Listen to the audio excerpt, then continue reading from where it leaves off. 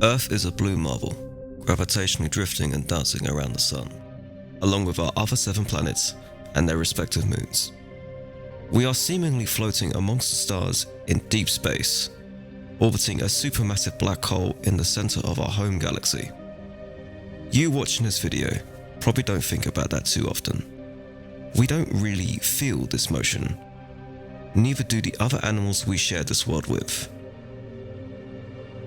We go about our lives focused on the here and now, the past and the future. We have much more important things to focus on in our day-to-day lives, so we don't think about this very often. However, when we do, we reason and study the Earth's motion through physics and science that has evolved over many millennia. There are times when the insanity of this existence causes our imagination to run wild with the absurdity and fascination that the laws of the universe have imposed on us.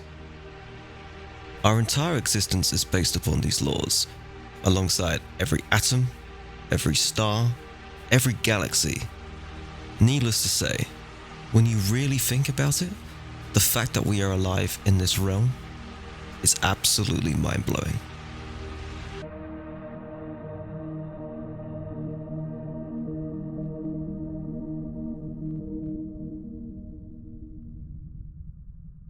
But there is something that lurks in the back of our psyche, something that subtly haunts us, a possibility that is so very real, and is so deeply disturbing.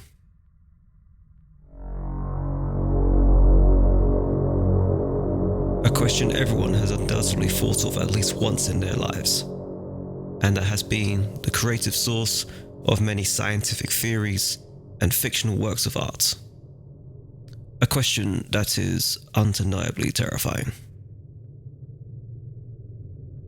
Are we really safe in this universe?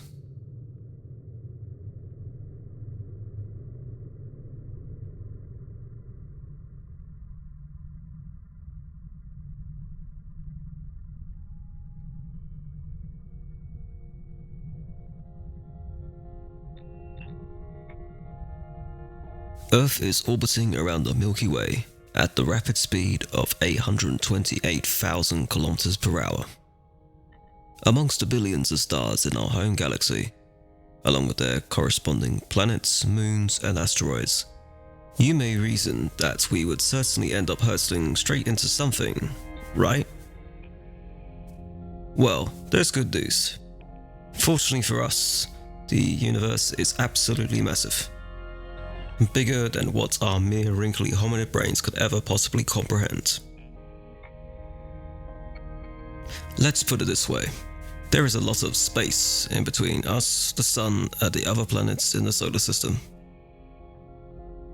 To put things better into perspective, it takes 8 minutes and 20 seconds for light to reach Earth from the Sun, meaning that the light that we see is actually light that was emitted 8 minutes and 20 seconds in the past. And this light has travelled 150 million kilometers.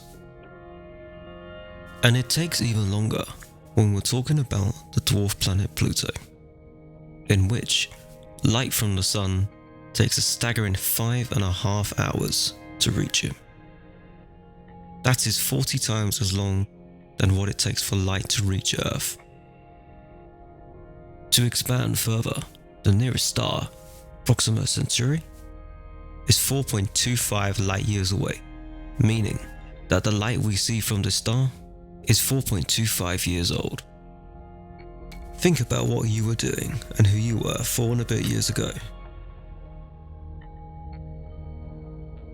And to expand even further, the Milky Way is a colossal 100,000 light years in diameter, and about 1,000 light years thick.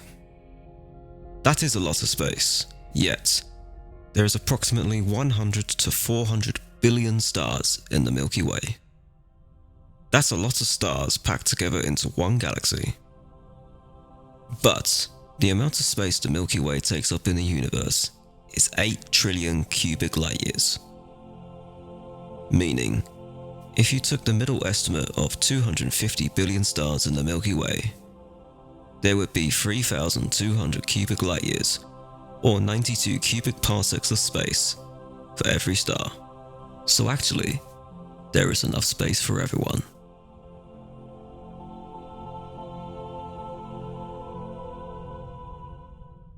Although, due to the Milky Way structure, not all parts of the galaxy are equal, such as the galactic center, which has a very high density of 100 stars per cubic parsec. To put into perspective, let's say by some magical force, the solar system and all of our local stars were to be teleported to this region of the galaxy, then compressed to the density of the galactic center. Our neighboring stars would be 1,000 astronomical units away, or 150 billion kilometers away. This would mean that Proxima Centauri and the other local stars would be about 283 times closer to us.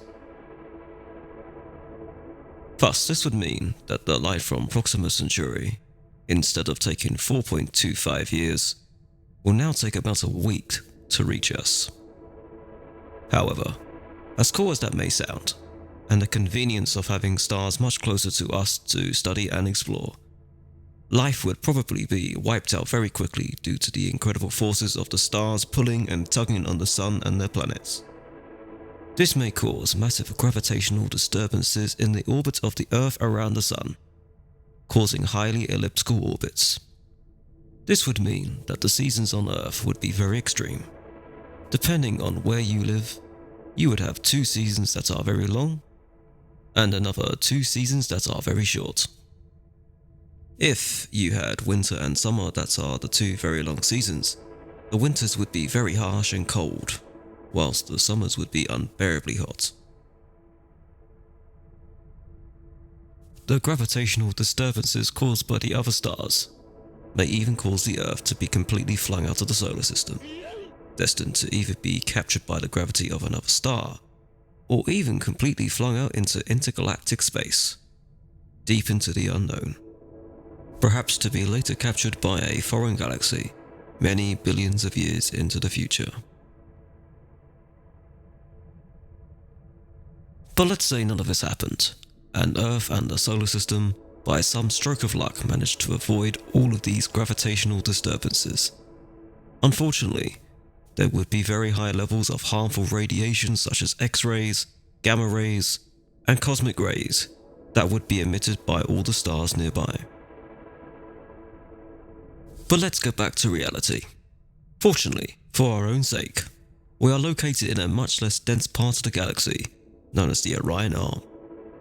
And within this arm, we are in an area known as the local bubble. In our local stellar neighborhood, there is 284 cubic light years, or 8 cubic parsecs of space per star. We got a bit lucky. Therefore, the chance of a star wandering into our solar system, also known as a stellar collision, will not be happening anytime soon, and there are no stars currently known that are predicted to do just that.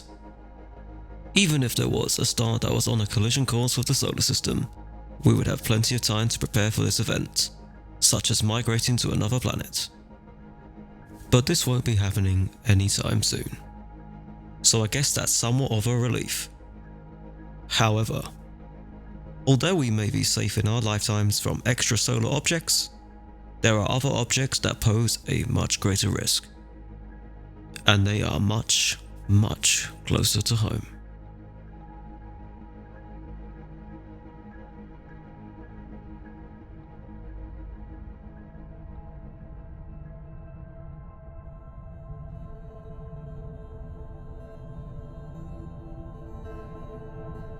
Asteroids are scattered remains made up of leftover rocks from the formation of the solar system approximately 4.6 billion years ago. Before there were the 8 planets that we all know today, the infant sun was surrounded by a disk of hot dust and gas, called a protoplanetary disk. Over the next hundreds of millions of years, this dust and gas gravitationally clumped together, slowly accruing mass. A fair chunk of this dust and gas are now the 8 planets, dwarf planets, and their respective moons. But there are also bodies within the young Sun solar nebula that never grew large enough to become planets. And these are known as planetesimals.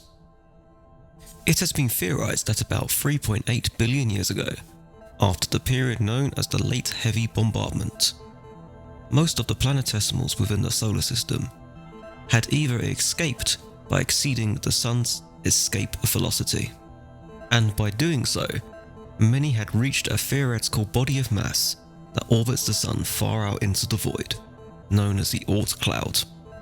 To this day, there still are broken remnants of these planetesimals from this distant era, and that they now occupy the two main circumstellar disks. A large majority of them occupy the Kuiper belt, and another large body are much more closer to home, known as the asteroid belt. However, not all the asteroids in the solar system occupy these aforementioned belts. Some have been ejected from these belts by historical gravitational disturbances, causing these asteroids to currently have highly elliptical orbits. And there are also asteroids that never ended up in these belts whatsoever. They so happen to orbit the Sun within a similar distance as the Earth. These are the asteroids that pose the most risk to humanity.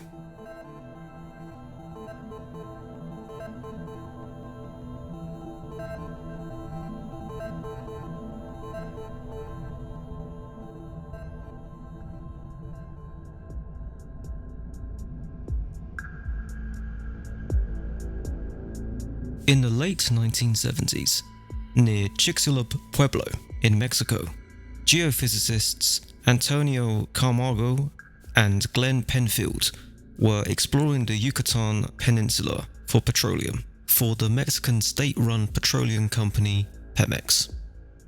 Throughout the duo's research in the general area, they unknowingly gathered evidence of a crater that was formed from an asteroid impact approximately 66 million years ago. Before the crater was found, scientists were perplexed and left in the dark by an event that caused the Cretaceous Paleogene extinction. At the time, they thought it was caused by a nearby supernova. Others thought it was the result of historical climate change or a geomagnetic reversal. To give you some background, this extinction event was the one that supposedly wiped out the dinosaurs, along with 3/4 of all plant and animal species on Earth at the time. This discovery of the crater in the late 70s perfectly filled in the gap of this extinction event.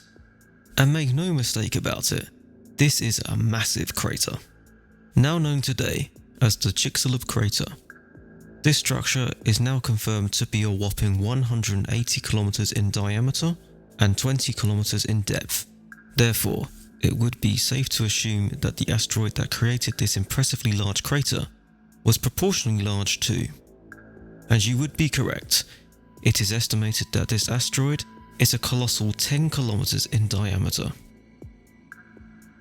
Just take a look at how big this asteroid would be in a comparison with the city of London, or the city of New York, and it would be terrifying. The kinetic energy caused by this colossal asteroid's collision with Earth is calculated to be approximately 72 teratons of TNT, which in context is 1 billion times more energy than the nuclear bombs dropped on Hiroshima and Nagasaki during World War II in 1945. The collision caused winds of excess of 1,000 kilometers per hour near the center of the blast, along with mega tsunamis that are believed to be over 100 meters tall, with one simulation suggesting a tsunami as high as 1 kilometer tall. A bit unsettling if you asked me. The dinosaurs stood no chance. Hello, this is part 1 of my brand new series. If you like what you see and want more content from me, please let me know in the comments. Liking and subscribing will help me get the edge in YouTube's algorithm. If this video does well, it will motivate me to do future episodes regarding space, such as completing part 2 of this series, amongst other topics too. Thank you for watching.